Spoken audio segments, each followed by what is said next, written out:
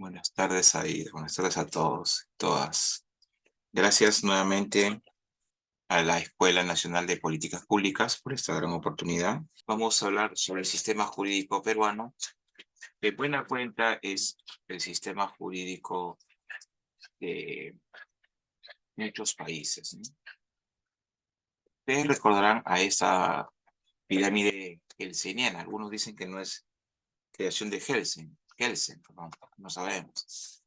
Sin embargo, viene siendo útil para los efectos de explicar la clase del día de hoy, ¿no? Es decir, a ver, vamos a ver cómo estamos en el chat, cuántas personas siguen.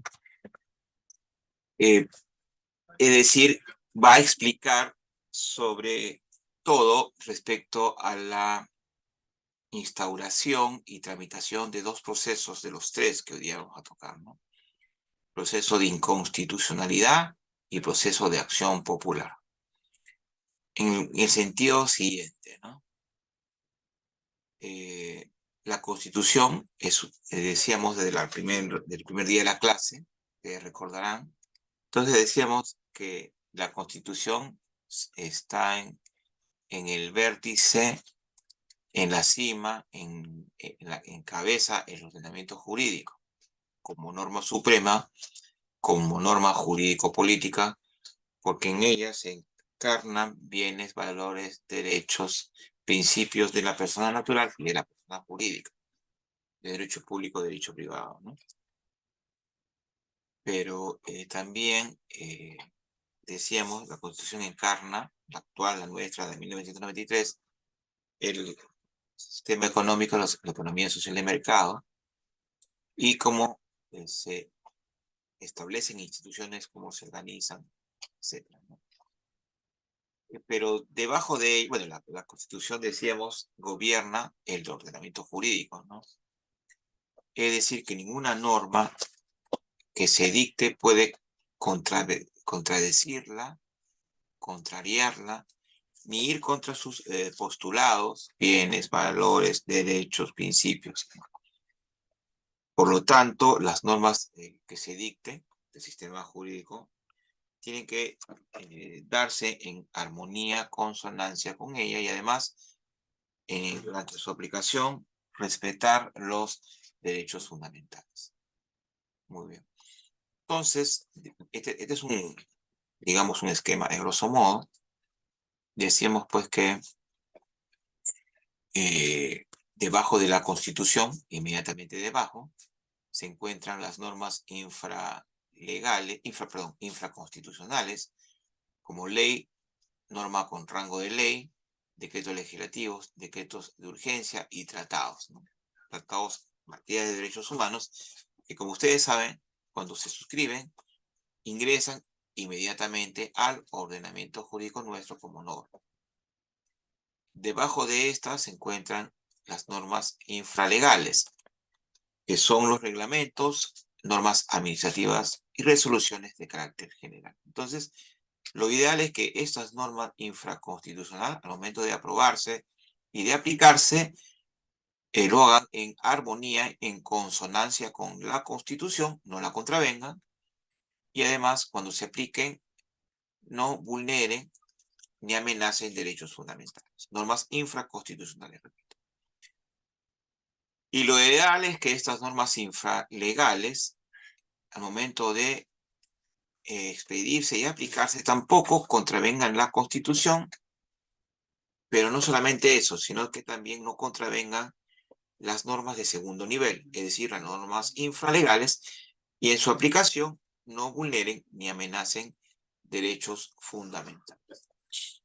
Entonces, sin embargo, si estas normas infraconstitucionales, digamos, en su aplicación, contravienen en la Constitución, es decir, se convierten en normas inconstitucionales o en su aplicación vulneren o amenacen derechos fundamentales, existe un proceso constitucional denominado proceso de inconstitucionalidad para que se logre expulsar o derogar del ordenamiento jurídico estas respecto a las normas infralegales si se advierte que estas normas contravienen las de segundo nivel, las normas infraconstitucionales o su aplicación, las normas constitucionales, y además en su aplicación vulneran o amenazan derechos, se puede interponer la demanda de acción popular para que se ordene su expulsión o derogación del ordenamiento jurídico. No sé si esto se entiende.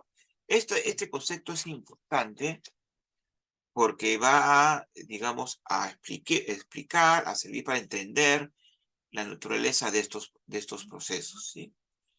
No sé si se entiende este esquema que les he explicado. Podrían decirme en el chat o lo volvemos a repetir. ¿Se entiende? ¿Está perfectamente claro? Dígame, por favor.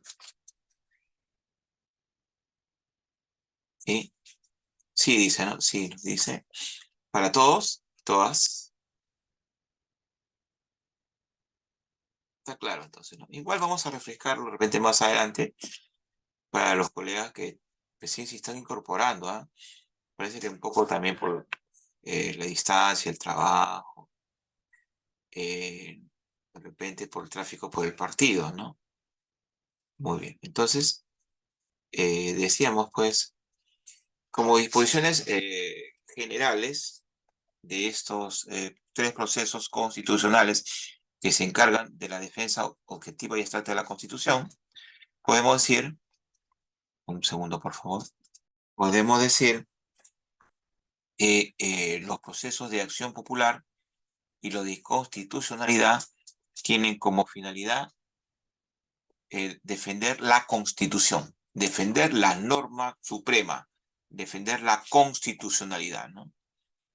El primero y el segundo, también la ley, ¿no? No solamente la Constitución, sino también la ley, ¿no?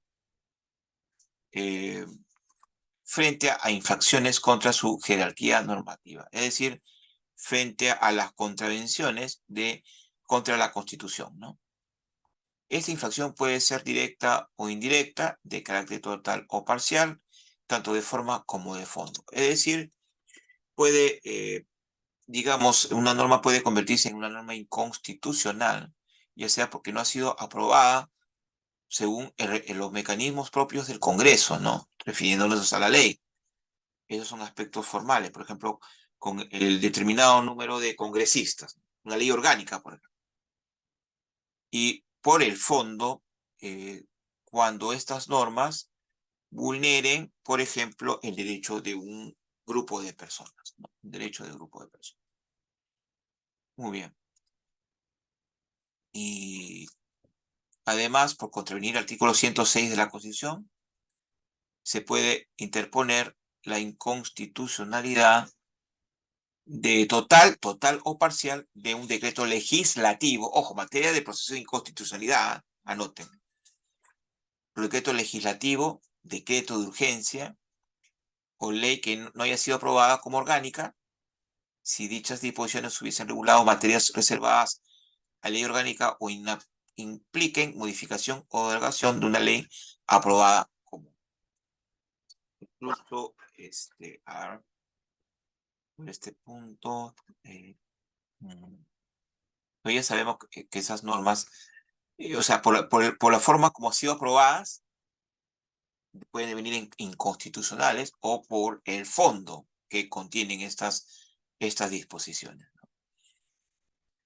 ¿En qué caso procede la demanda de acción popular? Que no es un partido político, aunque coincide, ¿no? Es su nombre, ¿no?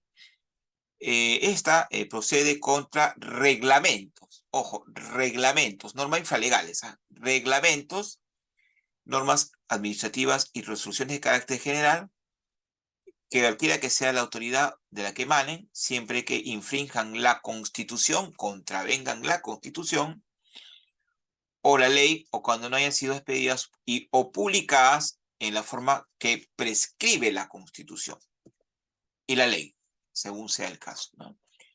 La demanda contra resoluciones o actos normativos son objeto del proceso contencioso administrativo, pero no implican la sustracción de la materia. Entonces ya hemos visto en qué caso proceden las demandas de acción popular, ¿no? Procede contra normas infralegales cuando éstas, ya sean por su aprobación, aspecto formal o por el fondo, contravenga la Constitución y además las normas que están por encima de ellas, que son las normas infraconstitucionales como leyes o normas con rango de ley. Y la demanda de inconstitucionalidad procede contra las normas que tienen rango de ley, ¿no? Por ejemplo, leyes, decretos legislativos, decretos de urgencia, tratados que hayan requerido o no la aprobación del Congreso de la República, conforme a los artículos 5.6 y 5.7 de la Constitución. Contra el reglamento del Congreso también procede, ojo, la demanda de inconstitucionalidad. Las normas regionales de carácter general, es decir, expedidas por los gobiernos regionales, que existen tantos como departamentos hay en el Perú, así como las ordenanzas municipales. Inconstitucionalidad de normas conexas, ¿no? La sentencia que declare la ilegalidad o inconstitucionalidad de la norma impugnada declara igualmente de aquella otra a la que debe extenderse por conexión o consecuencia. Es decir, por ejemplo, la inconstitucionalidad declarada de una ley puede extenderse al reglamento. Ustedes saben que el reglamento es una norma infralegal que sirve para aplicar esa ley. ¿No? Ustedes lo saben perfectamente. Muy bien. Hasta aquí habría que establecer una diferencia. Hasta este inicio de la clase, ¿no? Ojo, ustedes dirán, ¿cuál es la diferencia entre la interposición de una demanda de amparo, por ejemplo? No hablemos tanto de habeas corpus, sino de amparo, y que se interpone precisamente para inaplicar una ley en el caso concreto. Repito, la interposición de la demanda es para que se inaplique la ley al caso concreto frente a la demanda de inconstitucionalidad que se instaura para que se derogue esa misma ley, por ejemplo. ¿Ustedes cuál creen que es la diferencia? ¿O es lo mismo? No sé si quieren me pueden poner en el chat, como yo voy leyendo siempre el chat. ¿Cuál es la demanda de un amparo contra norma frente a la demanda de inconstitucionalidad? ¿Cuál creen ustedes que es la gran diferencia? Quieren ponerme en el chat para ver más o menos cómo estamos en los conocimientos, ¿no? ¿Cuáles? Pueden ponerme en el chat los colegas que se den el primer paso antes de alistarnos para ver el gran partido de Perú, última batalla. Ya dice amparo es para el caso concreto, por ahí va un poco tibia la respuesta. ¿Cuál otra? Dice acá, no es lo mismo, la diferencia es que una deroga y la otra inaplica el caso concreto, mejor respuesta. Mientras la inconstitucionalidad es para la generalidad, ya, y el amparo, las demandas de inconstitucionalidad lo tienen que presentar instituciones. No. La demanda de inconstitucionalidad puede presentarlo determinado grupo de ciudadanos también, 5.000 ciudadanos, 25.000 ciudadanos, ¿no? Es la norma. 5.000 ciudadanos, perdón. Efectos interpartes del amparo, inconstitucionalidad erga omnes. Por ahí también es una buena respuesta. Muy bien. La demanda de amparo se interpone para que en el caso concreto se inaplique una norma legal, una ley, por ejemplo, ¿no? Cuando esta norma, su aplicación precisamente contraviene la Constitución y vulnere o amenace derechos fundamentales. Pero la decisión es, digamos, interpartes, entre las partes. No es erga omnes, no es para un grupo. O sea, digamos, en el caso concreto, el juez constitucional podría ordenar la inaplicación de la norma y esta decisión podría constituir una doctrina jurisprudencial, puede ser aplicada a otros casos futuros similares, Pero la norma, ojo, la norma va a seguir vigente, ¿ah? No se expulsa del ordenamiento jurídico. Entonces, sigue vigente. Y se corre el riesgo de que otras instituciones u otras personas apliquen esa norma. En otros casos, pese a ser una norma inconstitucional porque no la advirtieron. ¿Ya? Es decir, en el amparo se advierte la inconstitucionalidad de la norma, pero se le aplica al caso concreto. Interpartes. En el demanda de inconstitucionalidad, precisamente, se solicita la intervención jurisdiccional para expulsar o derogar del ordenamiento jurídico, expulsar esa norma, ¿no? Es decir, que muera, que nunca más aparezca, que nunca más se aplique, ¿no? Entonces, es para todos, desde el día siguiente en que se publicó. Esa es la gran diferencia. ¿Se acuerdan? ¿Se dan cuenta? La gran diferencia. Muy bien. ¿Qué más? ¿Qué más? ¿Qué más? ¿Qué más tenemos?